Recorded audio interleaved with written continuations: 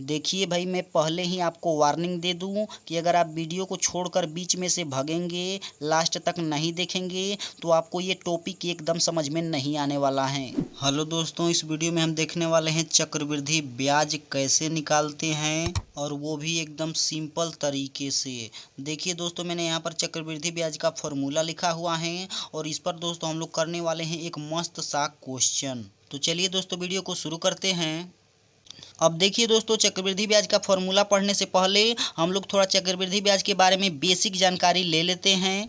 देखिए दोस्तों, आपके गांव में कोई लोन लेता होगा और वह अगर ब्याज भर रहा होगा, तो आप लोगों ने एक बात तो ज़रूर सुना होगा कि भैया मैं तो इस पर सूद भरता हूँ, मतलब कि ब्याज पर ब्याज भरता हूँ। इस सूद का मतलब होता है दोस्तों ब्याज, और वो भी कौन सा ब्याज सर जी? चक्रवृद्धि ब्याज। देखिए दोस्तों, हम क्वेश्चन करेंगे तो ये तो हम समझ जाएंगे कि चक्रवृद्धि ब्याज आखिर निकाला कैसे जाता है, लेकिन आखिर चक्रवृद्धि ब्याज होता कैसे है, ये काम कैसे करता है, आइए यहाँ पर हम लोग थोड़ा समझ लेते हैं। देखिए दोस्तों, जब भी कोई बंदा कहता है कि मैं सूद पर सूद दे रहा हूँ, इसका मतलब क्या हुआ कि मैं चक्रवृद्धि ब्याज दे रहा हूँ। देखिए दोस्तों, मैंने यहाँ पर छोटा सा उदाहरण लिया है कि भैया अगर किसी बंदे ने 100 रुपया उधार लिया है और 10% की दर पर लिया है, तो भैया वो 100 रुपया पर तो 10% का ब्याज देगा ही देगा, लेकिन ये जो 10% आया है, अब 100 का 10% कितना होता है? 10 रुपया। तो ये 10 रुपये पर भी 10% देगा। 100 रुपये पर तो 10% देगा ही देगा,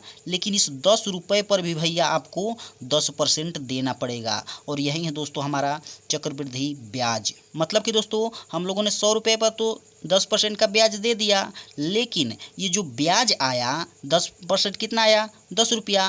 तो इस 10 रुपये पर भी हम लोग क्या देने वाले हैं? 10%। और यही कुल मिलाकर क्या है दोस्तों हमारा चक्रवृद्धि ब्याज, सूद पर सूद। अब चलिए दोस्तों, हम लोग इसका पहले फार्मूला पढ़ लेते हैं, उसके बाद से इस पर एक क्वेश्चन करेंगे जिससे हमारा सारा डाउट एकदम खत्म हो जाएगा। अब देखिए दोस्तों, मैंने यहाँ पर दो फार्मूले लिखे हैं, और इन दोनों फार्मूलों की मदद से चक्रवृद्धि ब्याज ज्ञात किया जाता है। देखिए दोस्तों, हम लोग का पहला फार्मूला है ए बराबर पी कोष्टक में 1+r/100 कोष्टक में टी।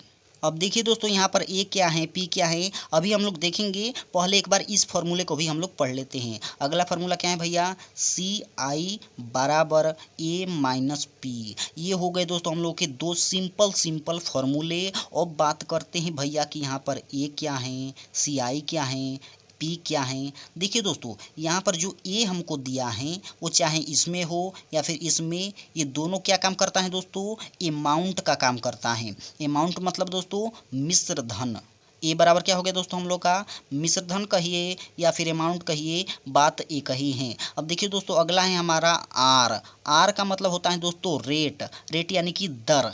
आर किसका काम करता है? दर का काम करता है। अगला है भैया टी। टी तो बहुत सारे लोग जानते होंगे कि भैया टी किसका काम करता है? टाइम का काम करता है। अब देखिए दोस्तों, इसमें हमारा एक बच गया है, वो है पी। अब देखिए दोस्तों, पी किसका काम करता है भैया? तो ये काम करता है प्रिंसिपल का, यानी कि मूलधन का। तो देखिए दोस्तों, हमारा पी से क्या हो गया? प्रिंसिपल यानी कि मूलधन। तो देखिए दोस्तों, हम लोगों ने सारी चीज़ों को समझ लिया है। अब बारी है एक धमाकेदार क्वेश्चन करने की, जो कि मैंने यहाँ पर लिखा हुआ है। क्वेश्चन क्या है दोस्तों कि भैया 1000 रुपया पर 10% की दर से 2 वर्ष का चक्रवृद्धि ब्याज बताएं। सिंपल सा क्वेश्चन। अब देखिए दोस्तों, चक्रवृद्धि ब्याज ज्ञात करने के लिए हम लोग हमेशा सबसे पहले ये वाला फॉर्मूला लगाएंगे और उसके बाद से ये वाला फॉर्मूला लगाएंगे। इस फार्मूला को लगा करके हम लोग ये ज्ञात कर लेंगे, और इस फार्मूला को लगा करके हम लोग सी आई ज्ञात कर लेंगे, यानी कि चक्रवृद्धि ब्याज ज्ञात कर लेंगे। देखिए दोस्तों, वैसे तो चक्रवृद्धि ब्याज का फॉर्मूला यही है हम लोग का छोटा सा फॉर्मूला कि क्या है भैया? सी आई बराबर ए माइनस पी। लेकिन हमें ए पता होना चाहिए, पी पता होना चाहिए। अब आप लोग कहेंगे सर जी इसमें ए कौन है, पी कौन है, ये तो हमें बताइए। तो देखिए दोस्तों, यहाँ पर जो 10,000 रुपया दिया है, ये है दोस्तों हम लोग का पी। पी बराबर दिया है हम लोग का 1000 रुपया, और यही हो गया दोस्तों हम लोग का पी।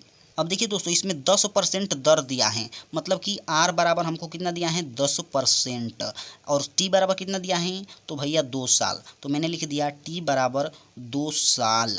अब देखिए दोस्तों, इस क्वेश्चन में अगर हमको ए दिया होता, हम लोग को मिश्रण दिया होता, तब तो हम लोग डायरेक्ट निकाल देते कि सी आई बराबर ए माइनस का पी, और हमारा सीधा सा चला आया भैया चक्रवृद्धि ब्याज। लेकिन दोस्तों हम लोग को इसमें ए नहीं दिया है, हमें केवल क्या दिया है पी दिया है। अब ए हमें ज्ञात करना पड़ेगा, और वो कैसे करेंगे तो मैंने आप लोग को पहले ही बता दिया है कि ये वाला फॉर्मूला लगाएंगे और हमारा ए चला आएगा। तो आइए दोस्तों, हम लोग सबसे पहले यहाँ पर ए ज्ञात कर लेते हैं। तो ए बराबर क्या हो जाएगा पी, तो मैंने लिख दिया पी, और कोष्टक में 1 प्लस का आर बटा 100 कोष्टक बंद और इसकी पावर टी। ये हो गया दोस्तों हम लोग का ए का फॉर्मूला। आइए अब यहाँ से हम लोग ज्ञात करते हैं। तो ए बराबर हो जाएगा दोस्तों, पी का मान कितना है सर जी 1000, तो मैंने लिखा 1000 कोष्टक में 1 प्लस का आर कितना है सर जी 10, तो मैंने लिख दिया 10 बटा का 100, और ऊपर टी के जगह पर क्या लिख देंगे 2 साल, तो मैंने लिख दिया 2।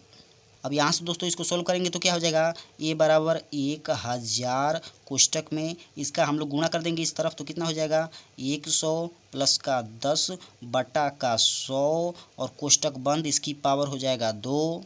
आगे सोल्व करेंगे तो क्या हो जाएगा दोस्तों ए बराबर 1000, और कोष्टक में क्या हो जाएगा दोस्तों 100 प्लस का 10 कितना हो जाएगा 110 बटा का 100, और पावर में 2। अब देखिए दोस्तों, यहाँ से ए बराबर क्या हो जाएगा तो भैया देखिए यहाँ से 10 से 10 ख़त्म, और यहाँ पर क्या लिखेंगे 1000, और देखिए दोस्तों यहाँ पर कोष्टक लगा हुआ है, इसका मतलब कि यहाँ पर गुणा लगा हुआ है, तो हम लोग क्या कर देंगे गुणा। अब देखिए यहाँ पर क्या लिखेंगे हम लोग तो 11 बटा 10 हम लोग का बच रहा है, और वो भी कितनी बार सर जी 2 बार। कैसे पता चला, क्योंकि भैया यहाँ पर 2 लिखा हुआ है, मतलब कि दोस्तों हम लोग क्या करेंगे 11 बटा 10 से 2 बार गुणा करेंगे, मतलब कि 11 बटा 10 गुणा 11 बटा 10। देखिए दोस्तों मैंने 2 बार गुणा क्यों किया, तो देखिए अगर मैंने 3 की पावर ऐसे 2 लिखा है तो इसका मतलब क्या हुआ कि भैया 3 को ऐसे 2 बार गुणा करिए, सिंपल सी बात। तो यही नियम दोस्तों मैंने यहाँ पर लगाया हुआ है। इसको काट देते हैं। अब आइए यहाँ से इसको सोल्व कर लेते हैं।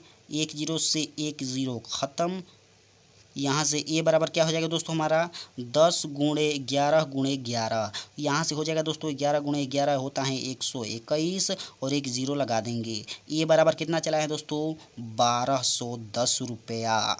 तो दोस्तों मैं इस ए के मान को यहाँ पर लिख देता हूँ, टी के नीचे कितना चला है भैया 1210 रुपया। अब हमें क्या करना है तो सिंपल सा चक्रवृद्धि ब्याज ज्ञात करना है, यानी कि सी आई ज्ञात करना है। तो हम लोग क्या करेंगे दोस्तों सिंपल सा ए माइनस का पी, सी आई बराबर क्या हो जाएगा दोस्तों सी आई बराबर अमाउंट माइनस का पी। अमाउंट कितना है सर जी 1210 रुपया, तो मैंने लिखा 1210 माइनस का पी कितना है सर जी 1000, तो मैंने लिख दिया 1000। अब सिंपल सा दोस्तों इसको घटा लेते हैं, घटाएंगे तो कितना बच जाएगा दोस्तों 210, और यही हो जाएगा दोस्तों हम लोग का सी आई बराबर कितना हो गया दोस्तों 210 रुपया। यही है दोस्तों हम लोग का चक्रवृद्धि ब्याज। हम लोग का चक्रवृद्धि ब्याज चल करके कितना चलाए हैं भैया 210 रुपया। ये दोस्तों हम लोग का हो गया क्वेश्चन सोल्व। देखिए दोस्तों यही है चक्रवृद्धि ब्याज का कंसेप्ट। उम्मीद करता हूँ आपको वीडियो अच्छी लगी होगी। अगर वीडियो अच्छी लगी है तो वीडियो को लाइक करें, चैनल पर नए हैं तो चैनल को सब्सक्राइब करें।